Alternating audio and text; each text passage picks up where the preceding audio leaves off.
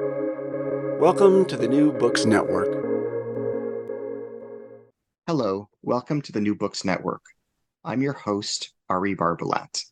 I am delighted to be in dialogue today with Dr. Ed Cohen. He is the author of On Learning to Heal, or What Medicine Doesn't Know, published by Duke University Press 2023. Ed, in addition to being the author of this book, is also the founder of healingcounsel.com, a therapeutic practice for people living with chronic and life-threatening illnesses.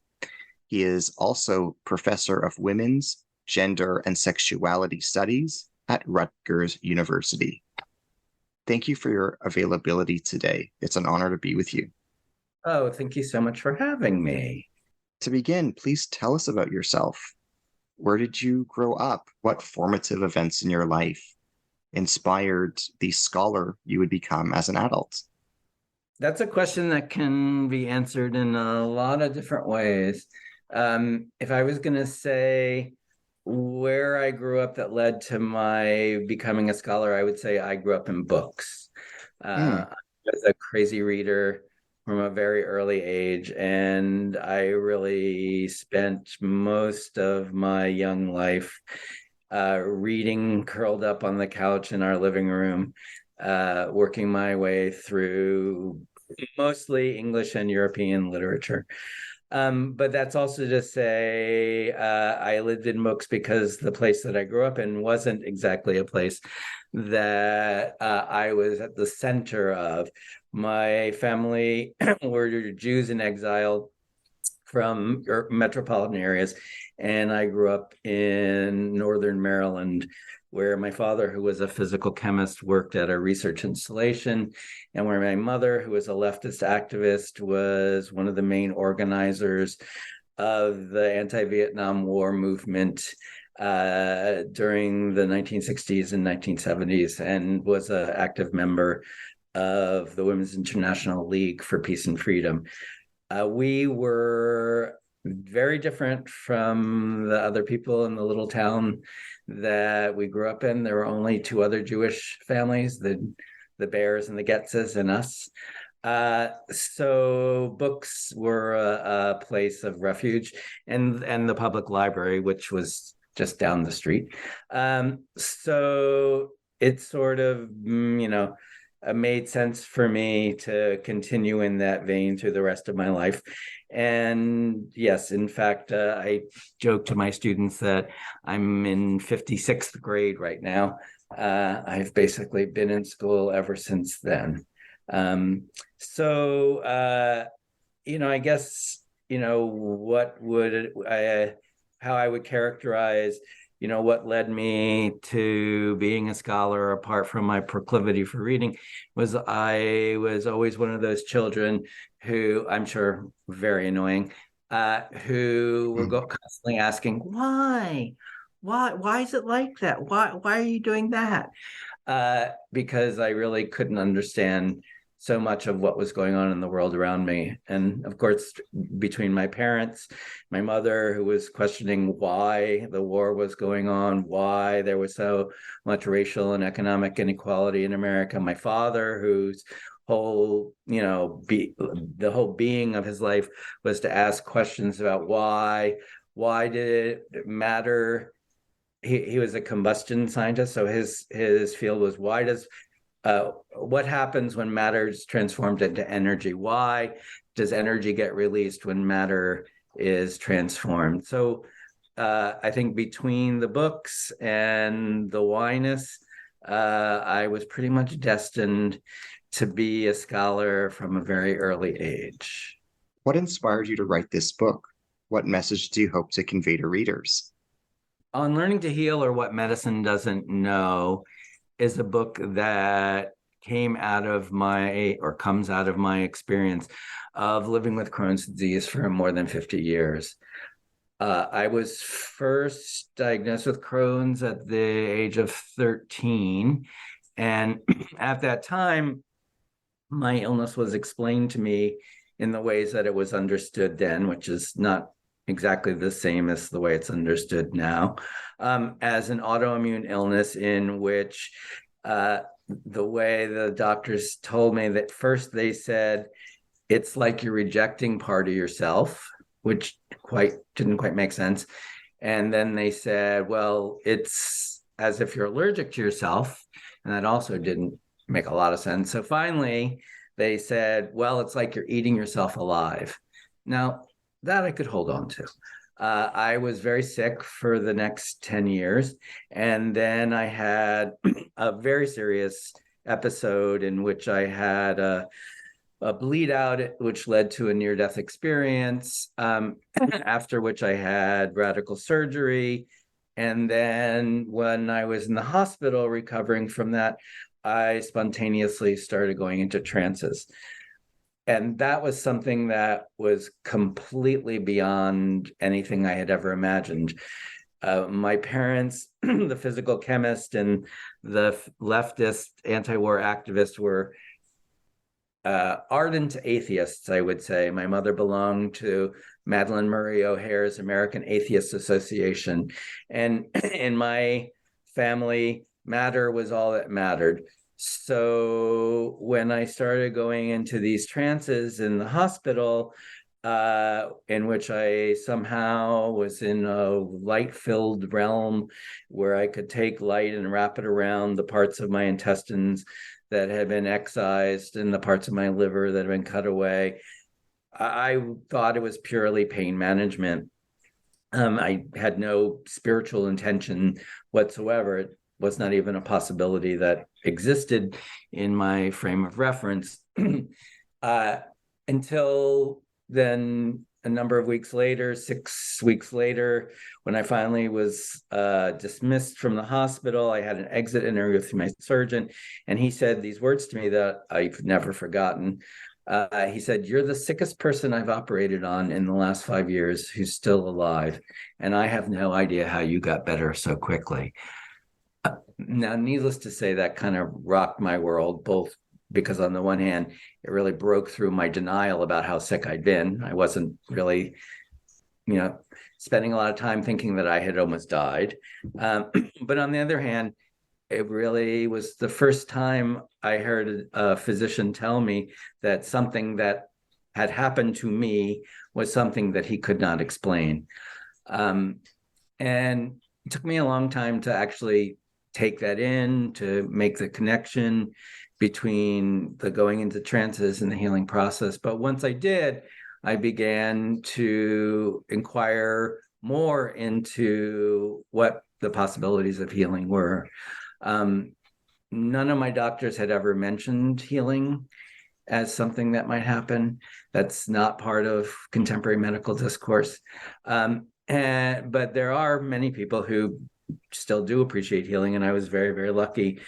Once I began to desire healing and to understand that it's an important value, that I began to find a lot of teachers to help me. And I've been following that path for the last 40 years or so. I have tried many different modalities that some have been more helpful than others. Some have been amazingly life transformative. And this book is basically an attempt to use my own learning curve to understand why it is that healing no longer seems to matter for medicine in the ways that it did for a very long time. The premise of the book really is very simple. For more than 2,000 years, medicine's main objective was to support and encourage the natural power of healing. Unfortunately, contemporary medicine doesn't try to heal us. At best, it tries to cure us. And what I'm trying to understand in this book is how and why the shift, this shift occurred, and also to ask, what difference might it make if we began to value healing once again? What are the primary themes in your book? What quote unquote story does your book tell? My book tells the story of medicine's forgetfulness. It it gives an arc of the history of medicine and the philosophy of medicine and the history of medical practice that begins in the 4th century BCE, when the concept of medicine was first articulated and differentiated itself from other kinds of healing practices. There have always been healing practices in every culture that basically try to support and encourage the capacity of organisms to go on living. In the 5th and 4th centuries BCE, something called medicine began to consolidate as a particular kind of therapeutic modality. It's associated with the name Hippocrates, who's often, credited as a founder of medical discourse. Of course, Hippocrates is a character.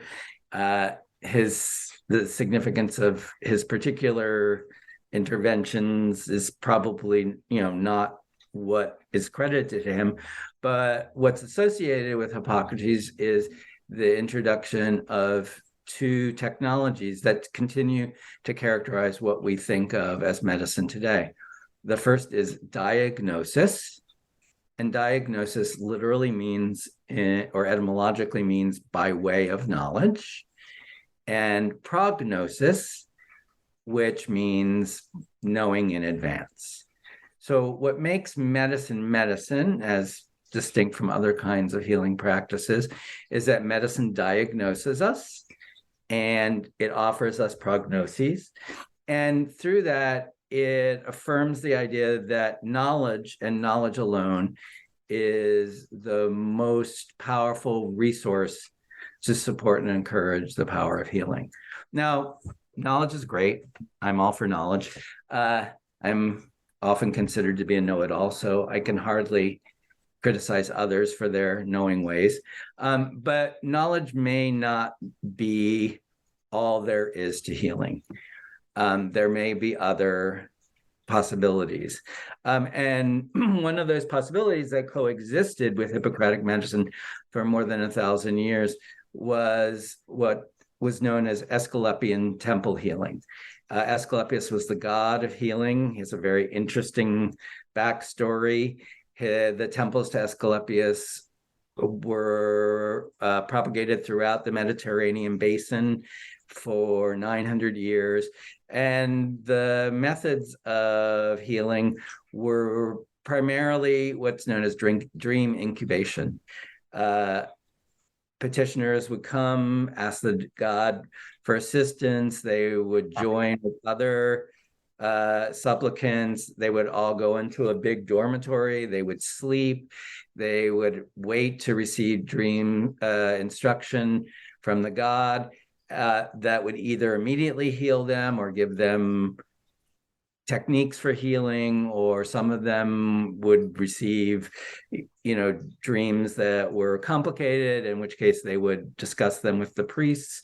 And apparently, they were quite effective. There are thousands of carved stone stelae thanking Asclepius for his intercession and for the success of his treatments. So Hippocratic medicine and Asclepian temple healing coexisted basically for 1,000 years until the beginning till around the 4th century of the Common Era, when Christianity basically crushed the Asclepian cult. Christianity defined the gods of Rome and Greece as pagan, and it saw them as rivals. And Asclepius was the main rival to Christ because Asclepius was the healer. And in Christianity, only Christ could be the healer. They did the same things. Asclepius raised someone from the dead. Asclepius, healed the blind. All of the things that Jesus did, Asclepius did.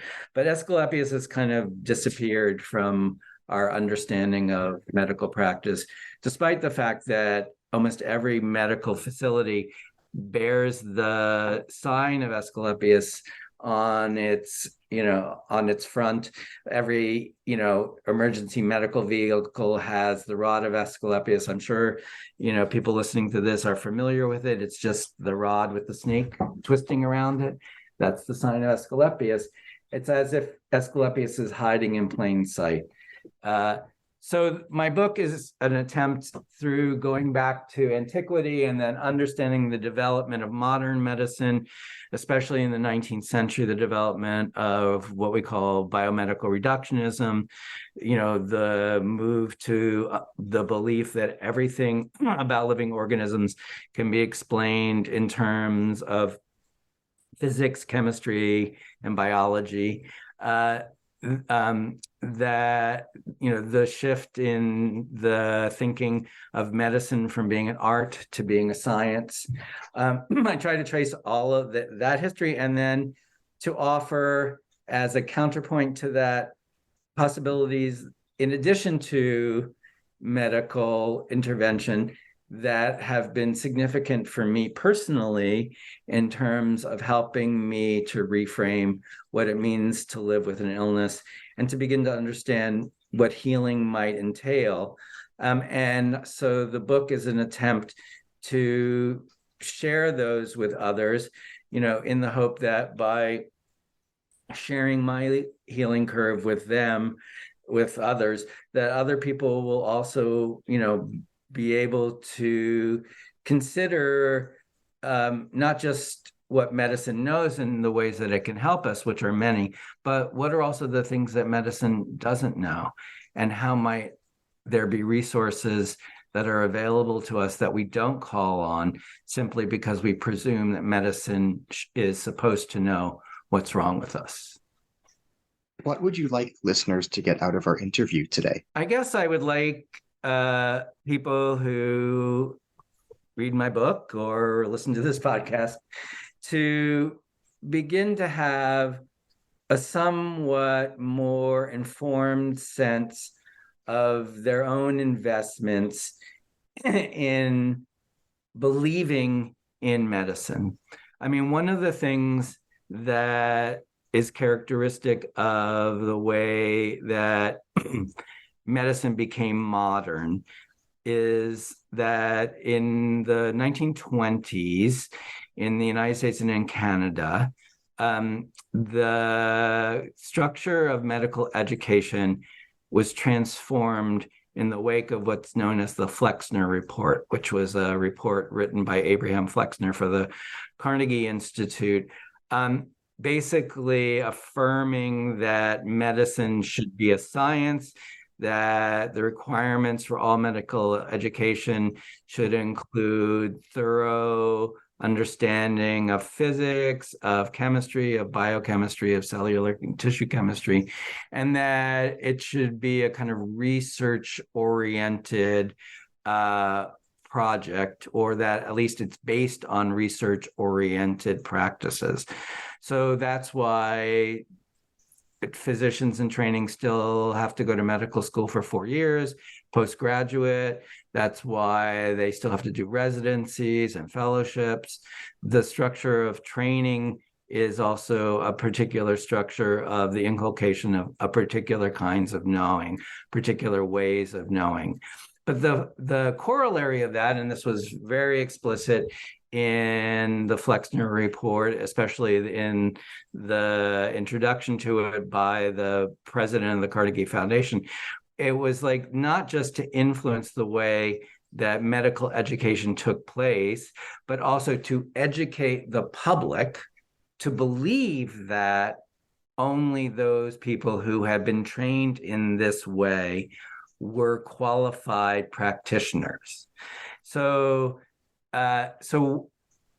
from the very beginning of the kind of medicine that we now take for granted as medicine, or the part of the project has always been to train the public to believe that the ways that bioscientifically underwritten clinical practice is the best way to intervene in the case of disease and illness.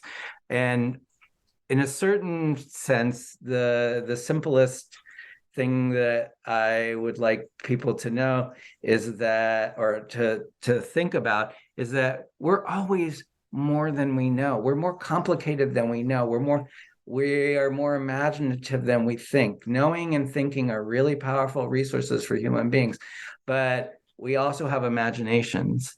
And the imagination can be a very, very powerful resource in relationship to healing. And that's something that medicine, wittingly or unwittingly, because of its investment in knowing, and because knowing seems to be opposed to the imagination, discourages us from considering as part of our own repertoire of resources that we can call on in order to transform our lives in many kinds of ways, but specifically when we're experiencing the kinds of challenges that we call disease and illness.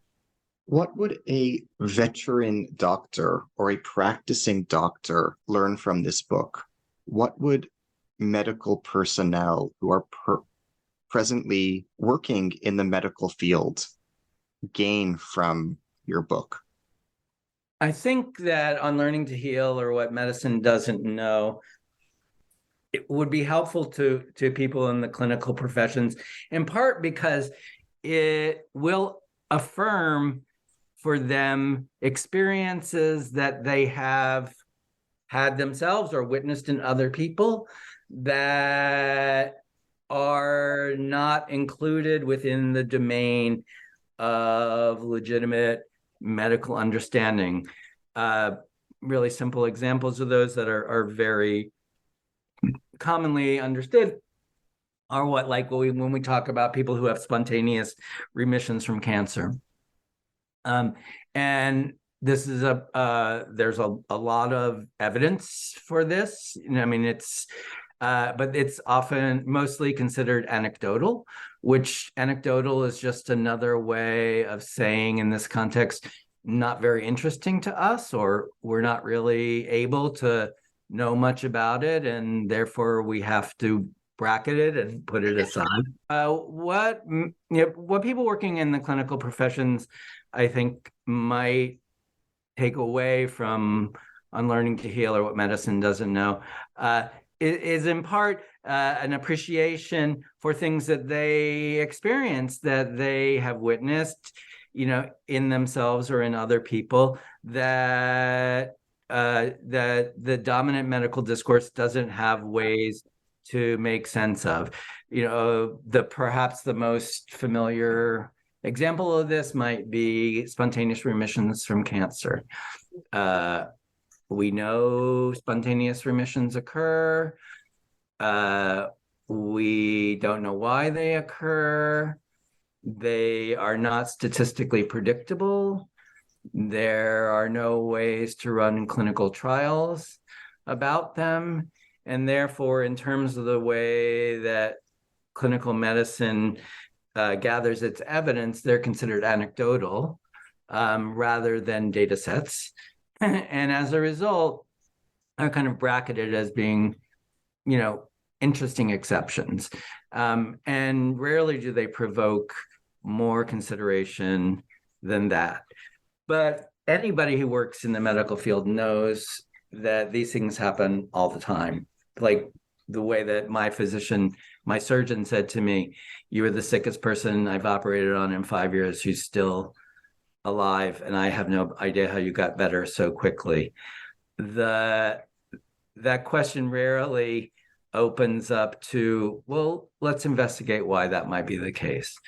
I think that, the book really tries to give both people who are medically trained and those who are treated by those who are medically trained a historical and philosophical framing of the assumptions that are embedded in Western medical practice that may be somewhat limited in terms of the possibilities that are available, in terms of how we understand what illness is, the dimensions of illness.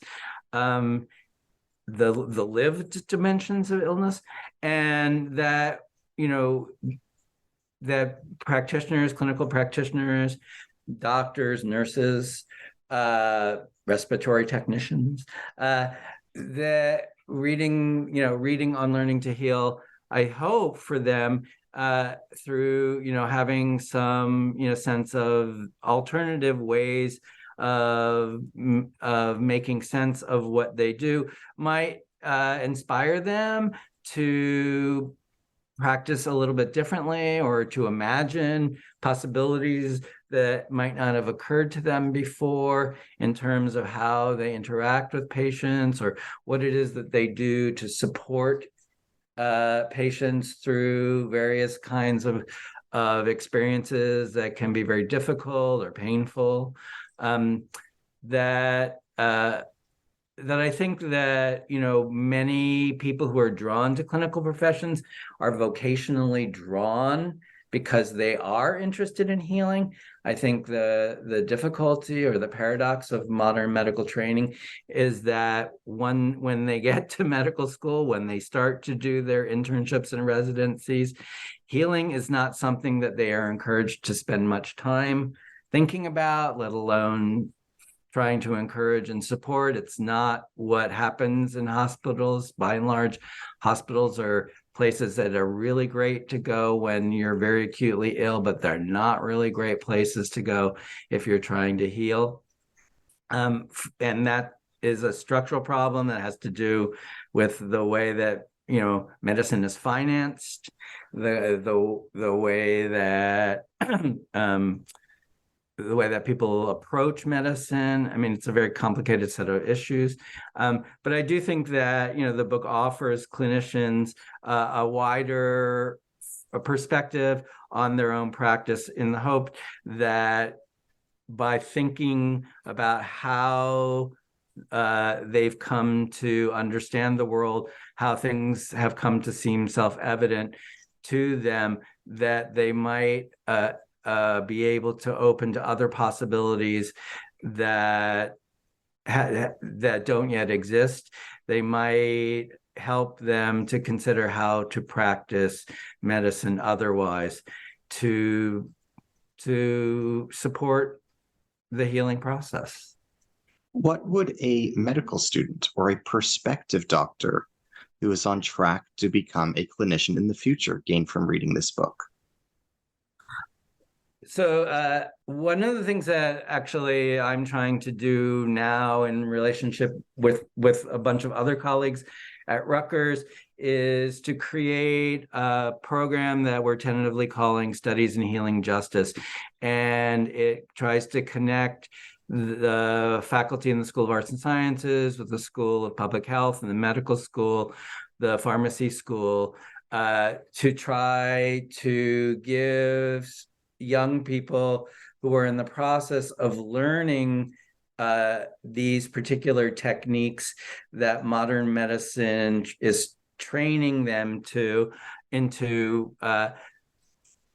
give them some kinds of analytic skills, some kinds of philosophical reflections that will allow them or help them to understand where the knowledge that they take for granted comes from, how it came to seem as if it could be taken for granted, and the ways in which those assumptions might have embedded in them certain kinds of persistent limitations that aren't necessary or beneficial, so that for people who are entering the clinical professions, that they might have a more expansive sense of what it is that they are being called to do. I mean, the examples of this in relationship, COVID make this really clear, in terms of what we are thinking about, the inequities around racial, ethnic, gender, and class disparities in outcomes are well documented, in terms of demographic and epidemiological data sets, but the relationship between those persistent and predictable unequal outcomes and the way that clinical professionals are trained to think about what disease and illness consists of, that connection has not yet been robustly made. What we're trying to do at Rutgers is to try to create what we're calling a collaboratory between people who work in different fields around, various kinds of healing practices to support and encourage the possibility of training clinical people in the clinical professions to give them more critical perspectives that might allow them or support them or encourage them, to create new, as yet unconsidered ways to help people that will try to mitigate these kinds of disparities that we see really regularly emerging from the kinds of institutions that are currently charged with what we call healthcare in North America. What is your book's contribution to the philosophy of science and the philosophy of medicine? What can students of philosophy gain from this book? So on Learning to Heal or What Medicine Doesn't Know is a funny kind of book. There's actually a genre, which I only found out about after I wrote the book, which is called agnotology. And agnotology is the study of what we don't know. So gnosis means knowledge, like diagnosis, prognosis.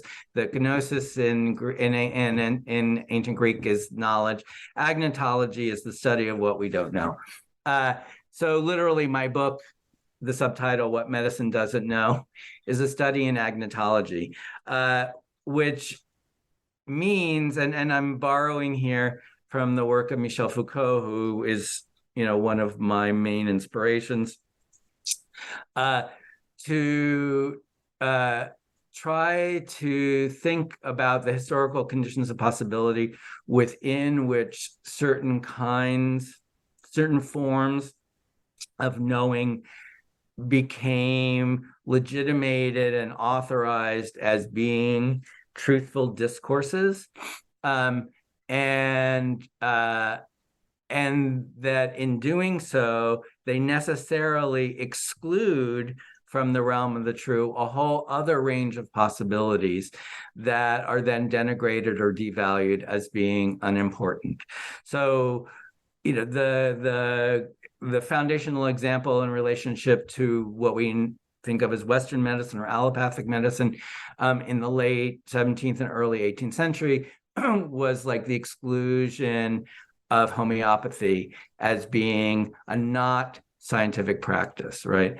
The same thing, is true, say, for acupuncture in the 20th and 21st centuries. I mean, there are increasing attempts by people at Harvard, for example, to come up with double-blind clinical trials that study the effects of acupuncture. But it's not possible to be done because the practitioners, they can't do double-blind because the practitioners know when they're actually putting in real needles and when they're putting in sham needles.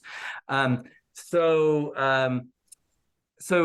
what my book addresses is the question of how does medicine come to think, or how does medicine come to know in the ways that it has come to know, especially over the last 150 years, when something like biochemical reductionism has come to be the standard by which legitimate forms of medical practice can be evaluated, that, what has gotten excluded, or in Foucault's terms, what has gotten subjugated, by the institutionalization of certain forms of practice, which have great efficacy. I mean, this is no way an attempt to say that medicine's successes have not been impressive and wonderful. I mean, I, for one, would be dead without them. But what it doesn't know is also really important. And so the book really is at a certain level, it's a historical reflection on the ways in which knowledge is produced in certain kinds of contexts, so what we would call epistemology.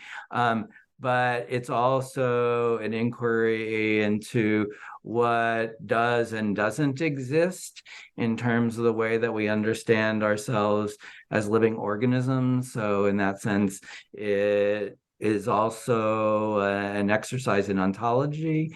But, and perhaps, more than anything, I think probably people will consider it a work of metaphysics in a certain way, or a work that, calls upon spirituality, not in a kind of woo-woo way, but rather as a kind of transformative practice of the self, in the ways that Foucault describes.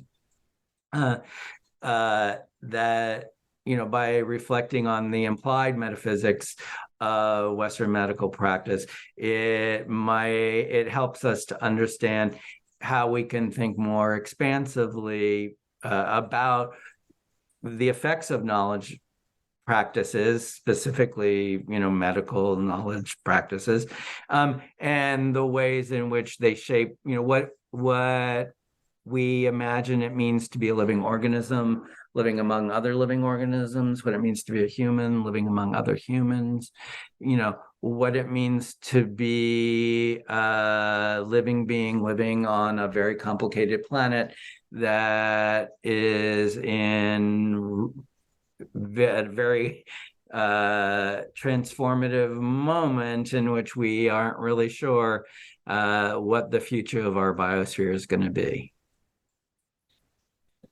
What are the primary symptoms of Crohn's disease? How were your symptoms, as you experienced them, similar or different from others' experiences of Crohn's disease?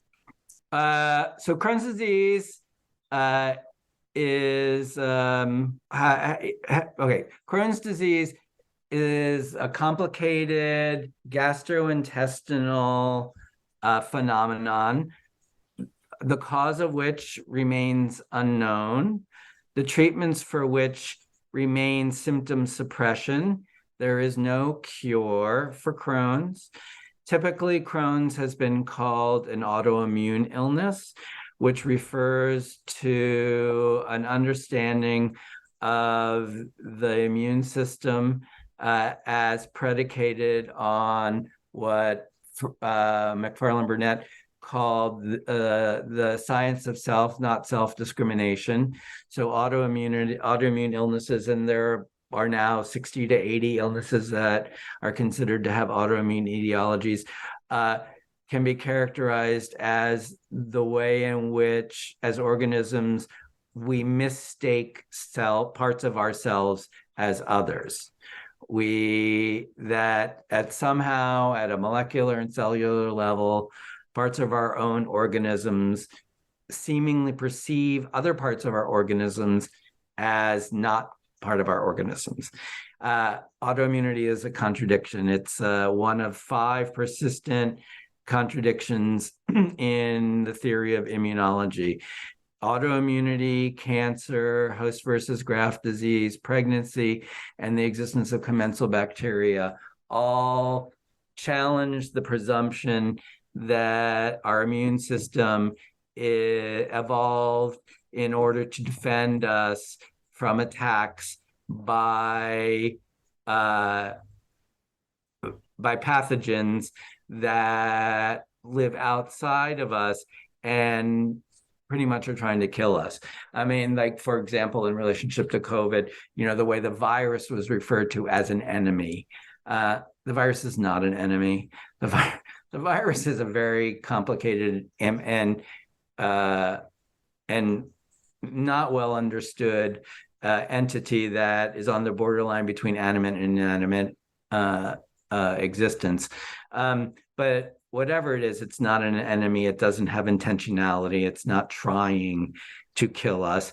It's just that we can enter into the cycle of its reproduction in certain ways that facilitate its creating more versions of itself. And in so doing, it deleteriously affects the function of various organ systems in our bodies. So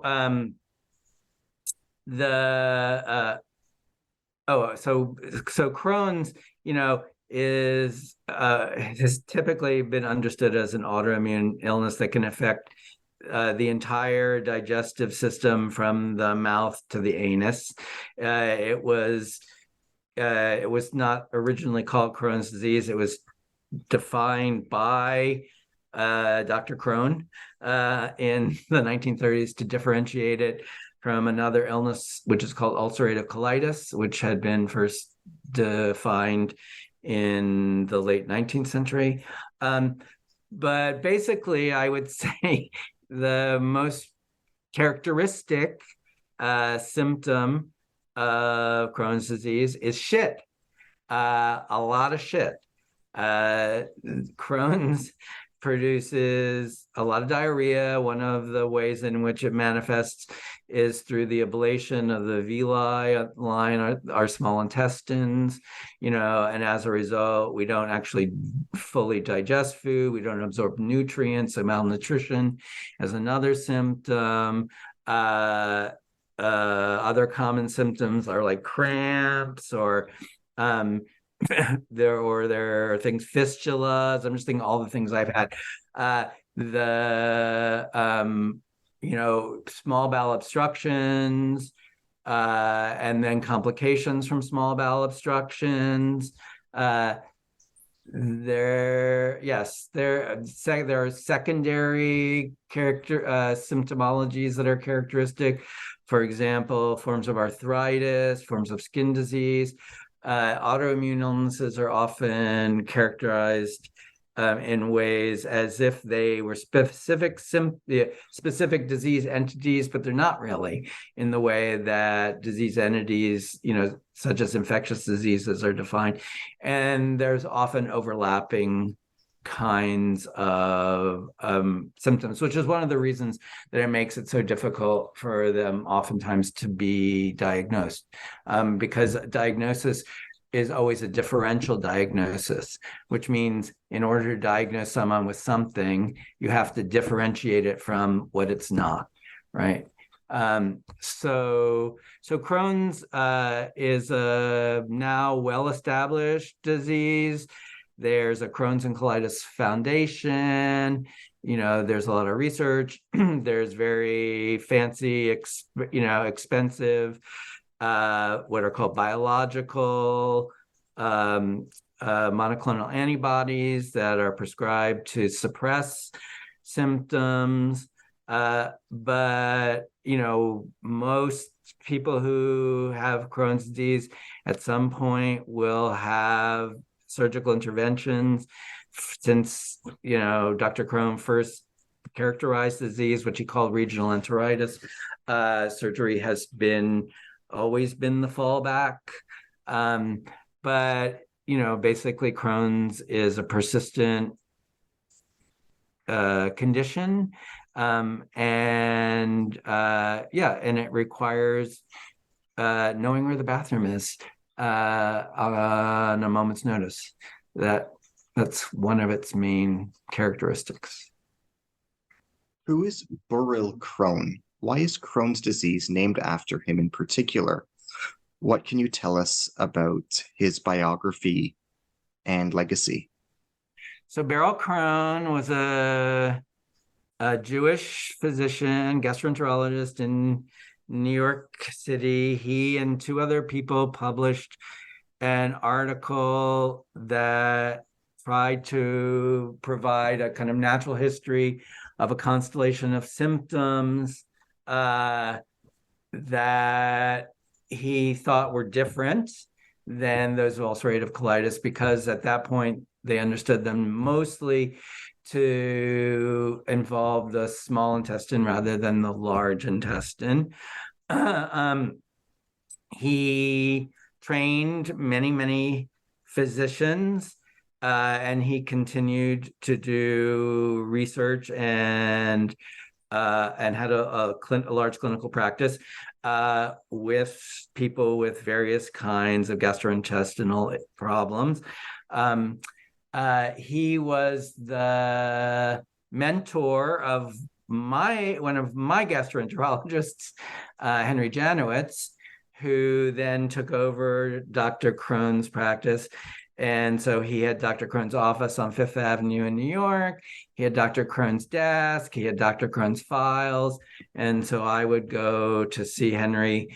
Henry happened to be the father of a friend of mine, which is how I got to him.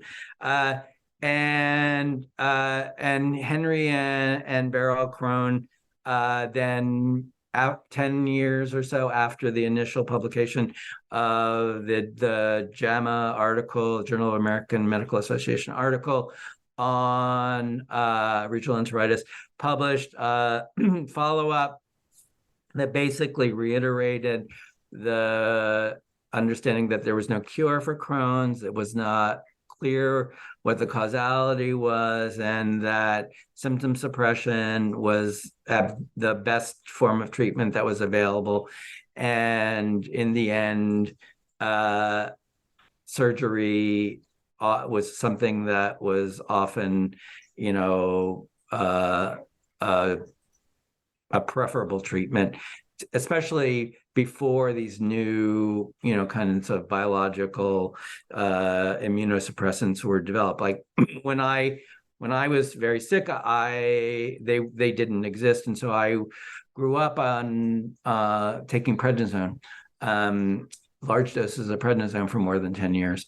That would no longer happen. So Dr. Crohn was basically, and he didn't call what we now call Crohn's disease, but after him, because he was the first person to characterize it as such, that we now, in his honor, characterize it in his name. Who is Moshe Feldenkrais? Why is he noteworthy?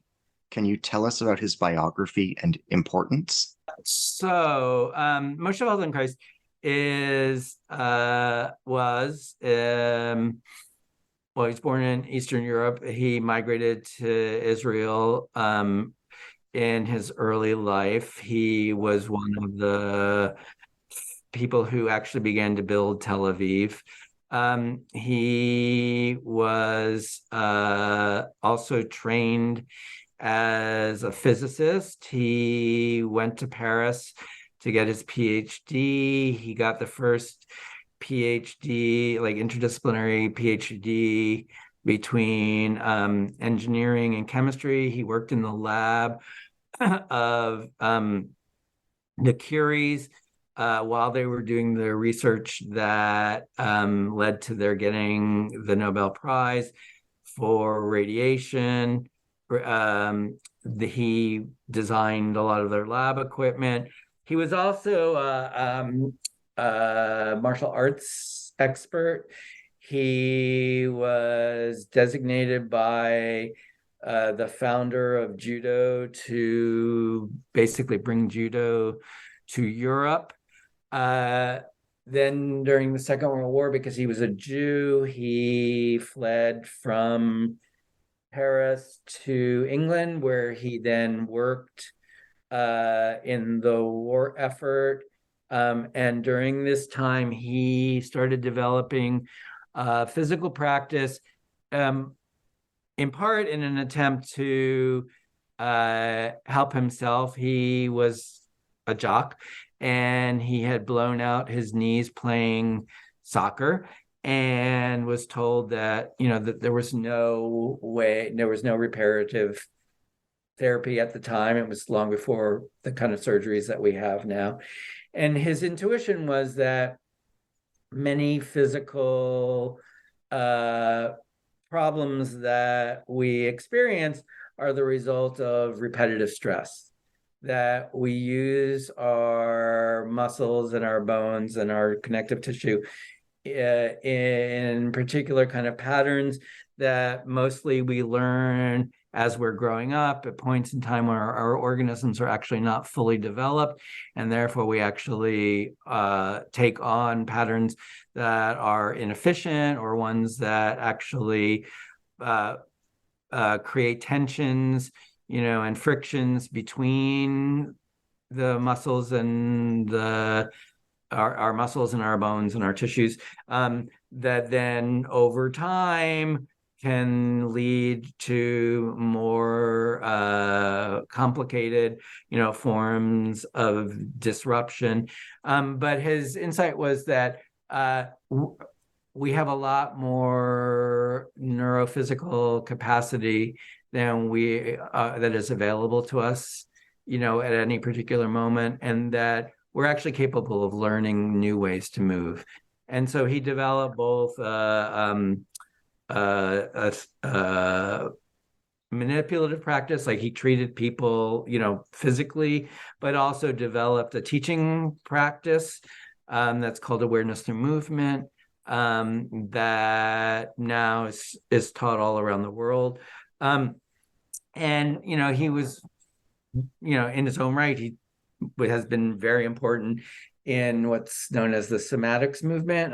But his work, not him personally, but his students were very important in my life because that was the first technique that I was introduced to that really helped me to redress patterns in my own experience, particularly the ways in which, as someone who had grown up with a very serious gastrointestinal illness, I tended to try not to be in my body as much as I could in a conscious way.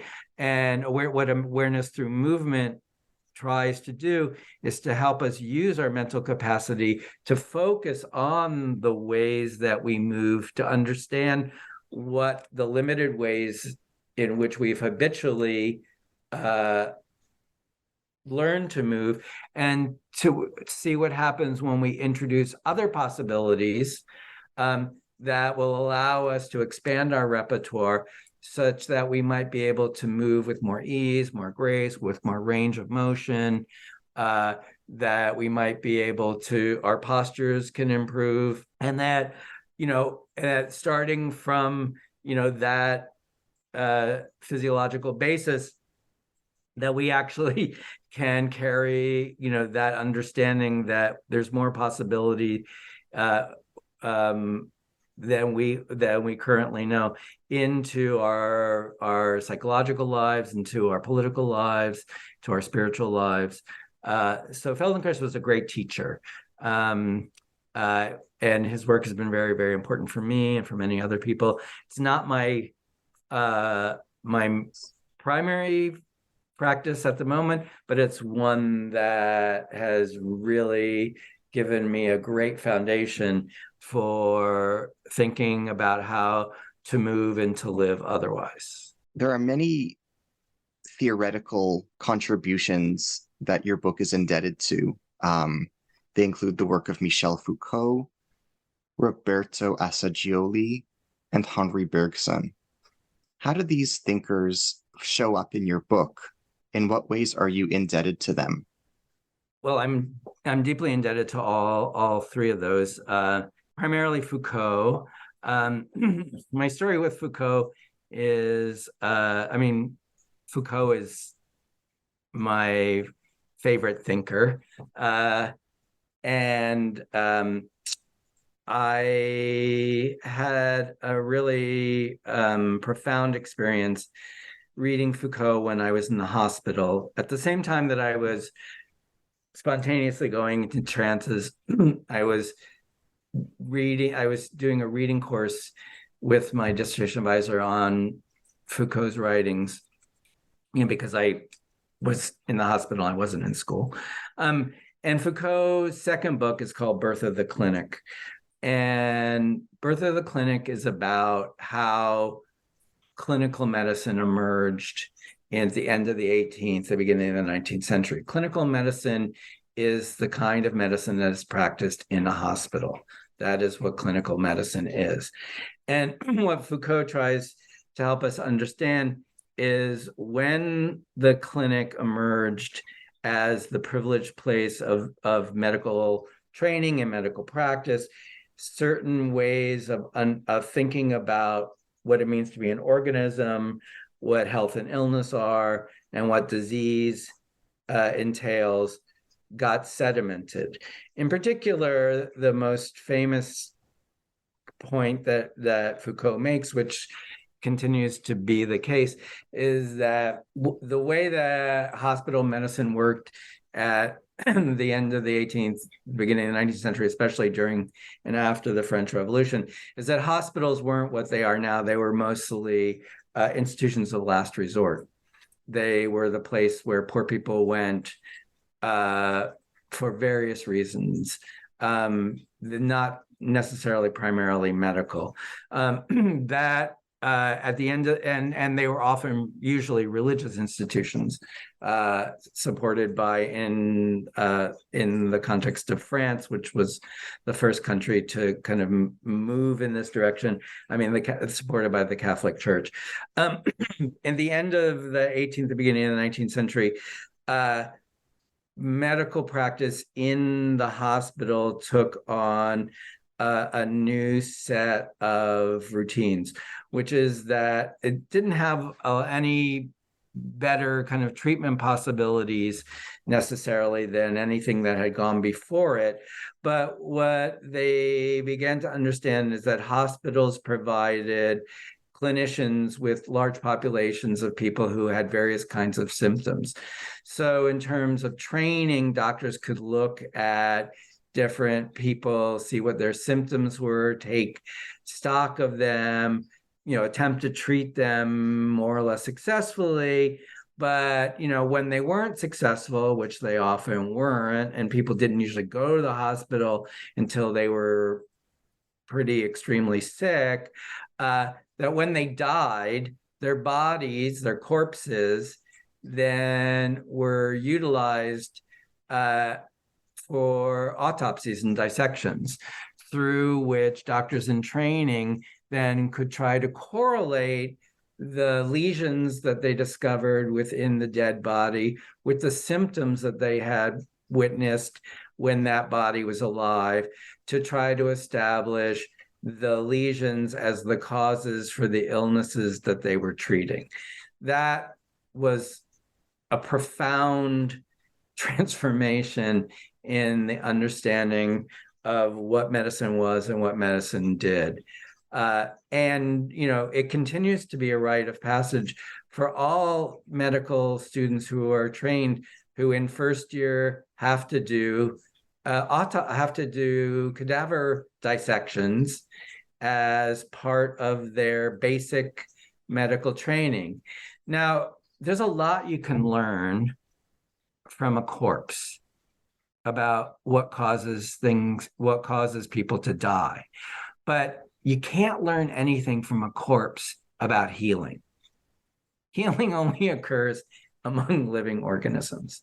So Western medicine, is premised on a certain way of extracting knowledge from dead bodies or dead animals. So think of like the way all of the poor rats that we breed in order to kill in laboratories in order to perform experiments that will lead us to new kinds of therapeutic possibilities, which I'm in favor of. So Foucault, reading Foucault in the hospital was a mind-blowing experience, because it was the first time that I realized that the medical practice to which I had been subjected for more than, the preceding 10 years, and including taking these massive amounts of really both physically and mentally altering drugs, and and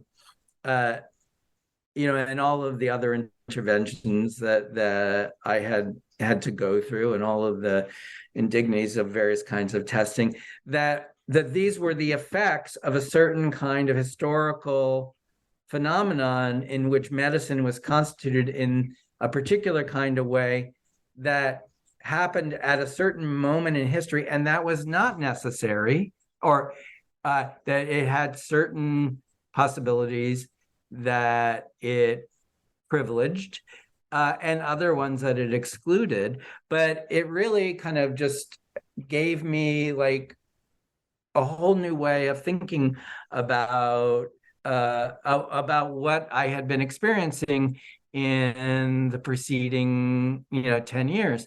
And then when I got out of the hospital, so Foucault continued to be really important for me, partly because as a young gay man living in the San Francisco Bay Area right at the beginning and through the height of the AIDS epidemic.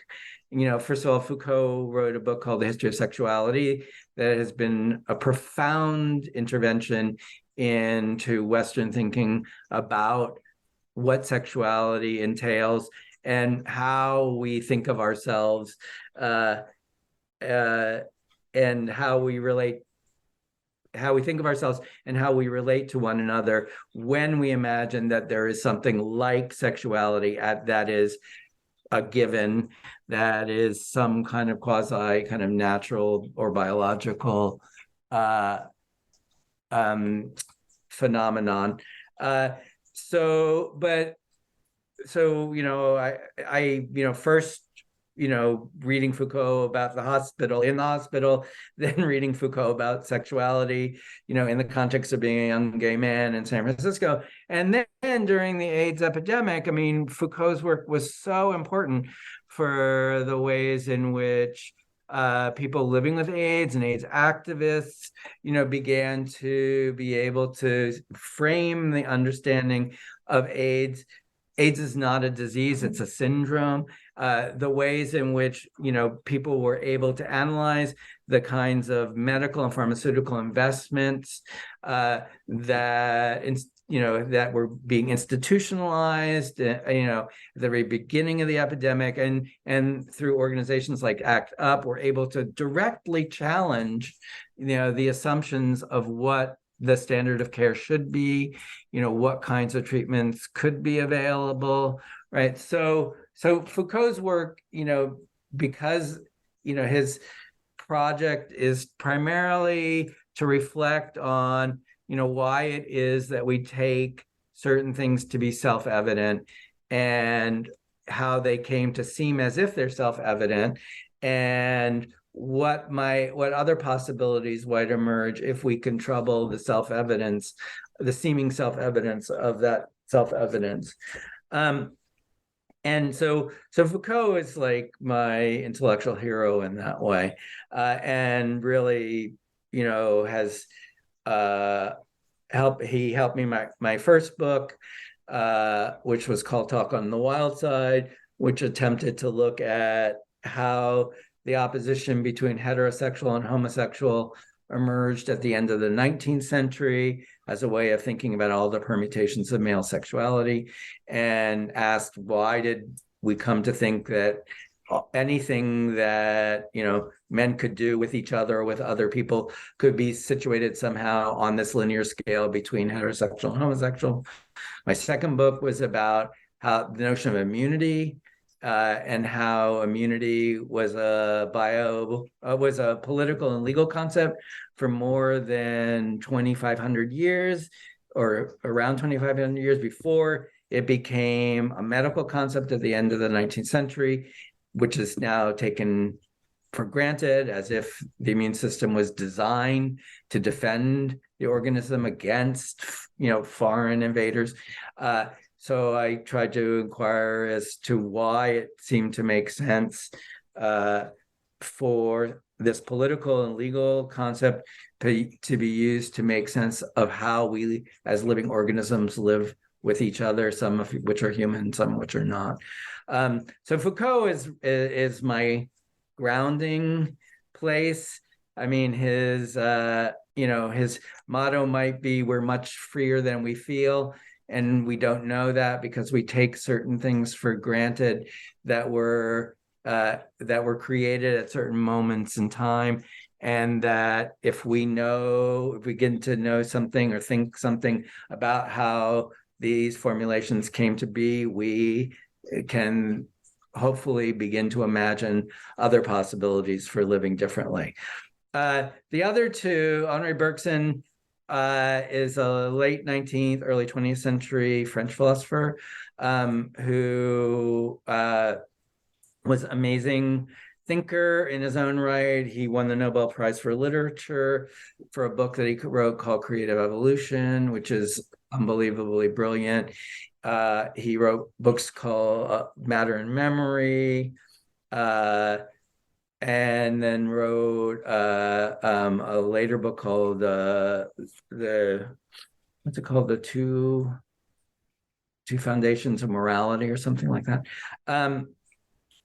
Again, a very capacious thinker who really reflected on the limitations of Western modes of knowing, in particular scientific knowing, which he thought about in terms of evolutionary possibilities for organisms, and the way that, certain kinds of what he calls intelligence are predicated on analytic skills, like breaking down motion into discrete moments. So, for example, if you are a predatory animal and trying to figure out how to catch your prey, then you need to be able to imagine the arc of the way that your prey might move, so that you know where to intervene in the course of its motion in order to catch it. So he takes up certain kinds of analytic presumptions that are embedded in Western scientific formations, and tries to show that they, as important as they are and as powerful as they are with respect to how living organisms live, they're limited, that they're reductionist, that they try to find certain essential components, that can be revealed through analysis, but there's not much synthesis, and there's certainly very little creativity involved in those particular ways of thinking. And so he introduces what he calls the élan vital, the vital spark or the vital push, as a way of thinking about what makes a living organism alive. Many people who are very committed to reductionist ways of thinking, find Bergson's work to be outlandish. He is castigated as a vitalist, which in contemporary scientific discourse is sometimes akin to calling someone like a flat earther. The idea that that there's some irreducible vitality to living beings that cannot be simply explained at the level of cells, molecules, and subatomic particles. Bergson himself was more of an agnostic in that regard. The way that he understood the élan vital, he said, vitalism doesn't necessarily tell us much. We can't really say what the vital element is, but at least it acts as a reminder to help us remember that there are things about being living organisms that we're ignorant of. It's a placeholder for all of the things that we constitutively can't know.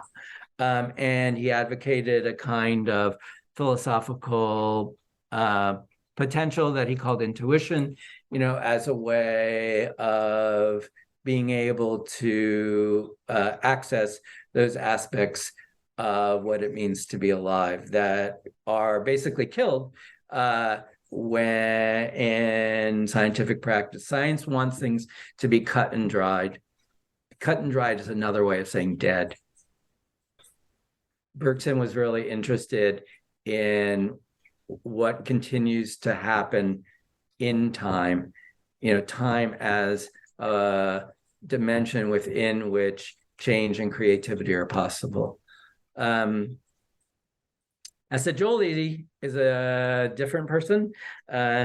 He's an Italian Jew, trained as a doctor at the end of the 19th century, studied in the Bergoli Clinic in Switzerland with Breuer, who is the person who came up with the notion of schizophrenia. He trained as a psychoanalyst. He was in communication with Jung, and Jung and Freud wrote letters about him. He was the first person to translate Freud's work into Italian. He went back to Italy, and rather than becoming a psychoanalyst, because he was interested in various kinds of, I guess, what we would think of as spiritual practices. His mother was a theosophist, and he was interested in yoga.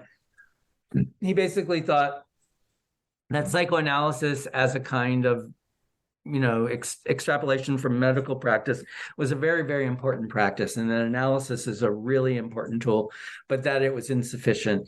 And he was really interested in adding to analysis synthesis. So he developed a practice called psychosynthesis.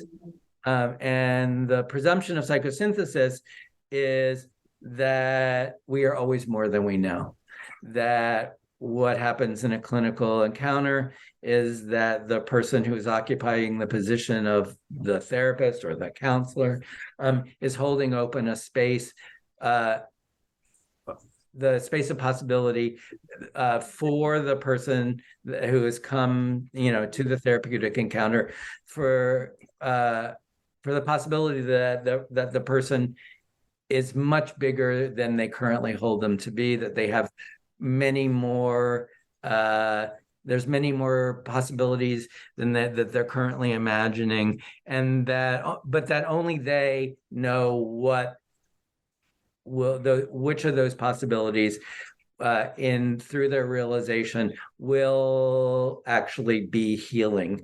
The main difference, or one of the main differences between Freud in psychoanalysis and Assagioli in psychosynthesis, is that Freud never uses the word healing. You can look at the entire opus of psychoanalysis as written by Freud, and the word healing occurs a handful of times, and mostly in ways where Freud is dismissing that possibility. Freud, basically in Essays on Hysteria, writes this very famous rejoinder to someone who says, well, what's the point of psychoanalysis? You seem like you can't really do very much. And he says, well, yes, we may not be able to do everything, but hopefully we can convert your neurotic symptoms into, and this is his phrase, ordinary everyday unhappiness. Ordinary everyday unhappiness. And to me, that seems like a very low bar to set, whereas Assagioli really thought healing was a potential that we all have, and that returning to earlier ways of thinking about medicine, that the role of the therapist, the role of the doctor, the role of the counselor is to support and encourage the natural process of healing. Can you tell us about your therapeutic practice, healingcounsel.com? So my therapeutic practice is eclectic. It draws on all of the different modalities that I have been trained in, like psychoanalysis or Feldenkrais, or Continuum, which is another movement practice that I've studied for many years, or yoga or meditation. I have a lot of different tools that I work with, but my main goal is to help people who have either been diagnosed or who are looking for a diagnosis to perhaps reframe, reimagine what they are experiencing through their processes of illness, with the understanding, or with the caveat, that healing is not curing. Healing doesn't mean you're not going to die. Healing affirms the possibility that we as living organisms, we can affect the quality of how we live in the circumstances in which we live. And that what Healing Council tries to do through conversation, through the introduction of guided imagery or certain kinds of movement practices, is to help people have a better sense of what it is that they might do to enhance their own experience, given that medicine has framed what is happening to them in certain kinds of ways, which may be more or less beneficial if they are if they're receiving treatments that are actually supportive of them, which not everyone is.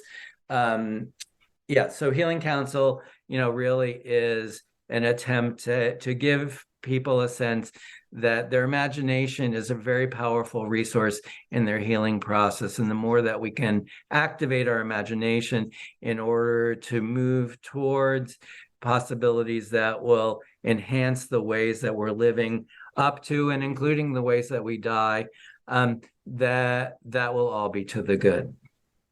How do you define healing? What is healing? What is healing not?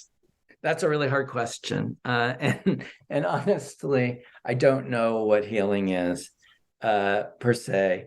The way I talk about healing is to say that healing is a tendency and it's a value. All living organisms, as a condition of going on living, have to be able to repair themselves.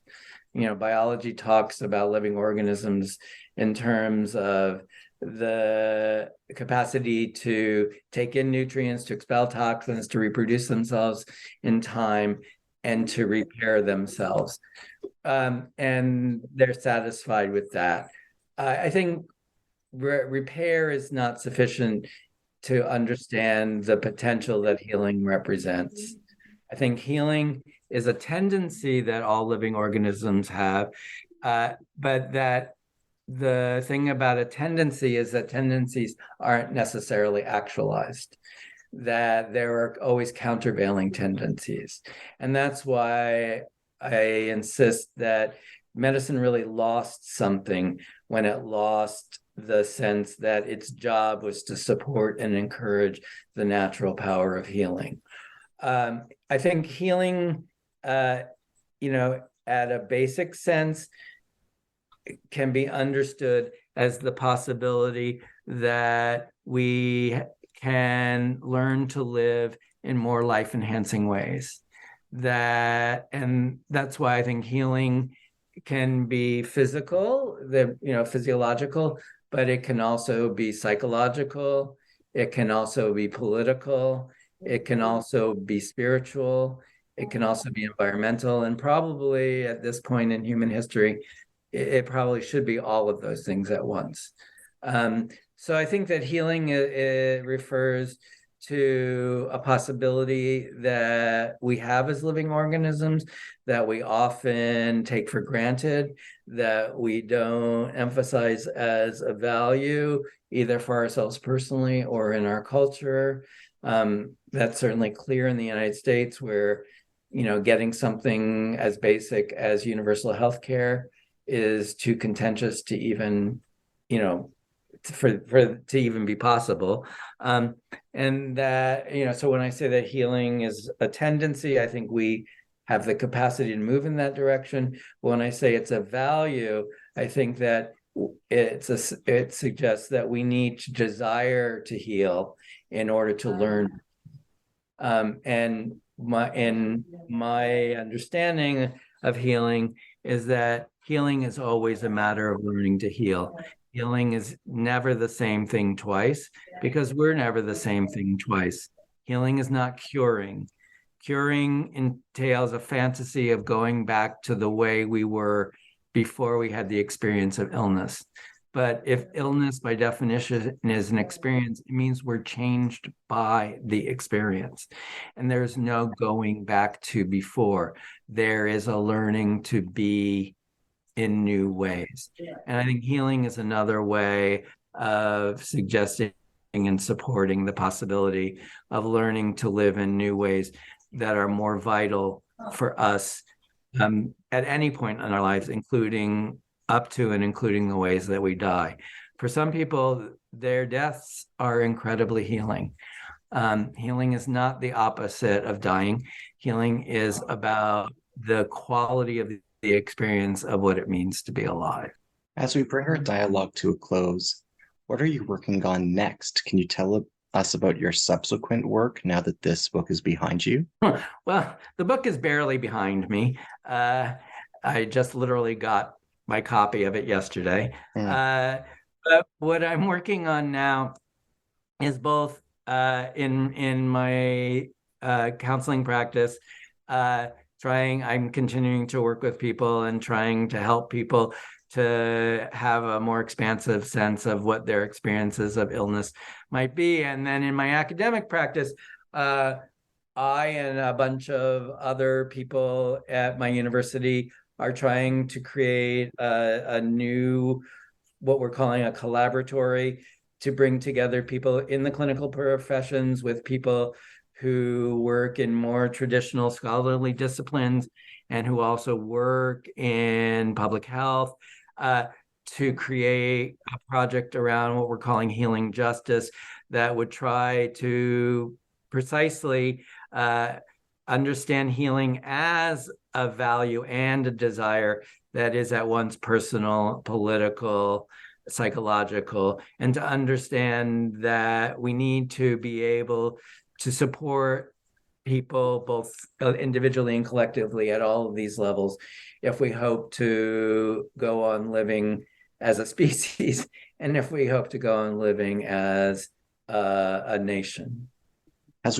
As we end today, I wanted to thank you for everything you sacrificed to make this book possible and everything you endured in the ordeal that you describe in this book. I really appreciate being in dialogue with you today. You're really a role model to others. It was really an inspiration to have this conversation with you. Oh, thank you so much. And thank you for giving me this opportunity. I feel like I learned a lot and healed a lot in writing this book, and I'm really anxious to share it with other people and see how it resonates with them. Thank you. I could not be more grateful. As we bring our dialogue to a close, I'm your host on the New Books Network, Ari Barbalat. I have been in dialogue today with Dr. Ed Cohen regarding his new book, On Learning to Heal, or What Medicine Doesn't Know, published by Duke University Press, 2023. Dr. Ed Cohen, in addition to being the author of this book, is also the founder of healingcounsel.com, a therapeutic practice for people living with chronic and life-threatening illnesses. He is also professor of women's gender and sexuality studies at Rutgers University. Thank you.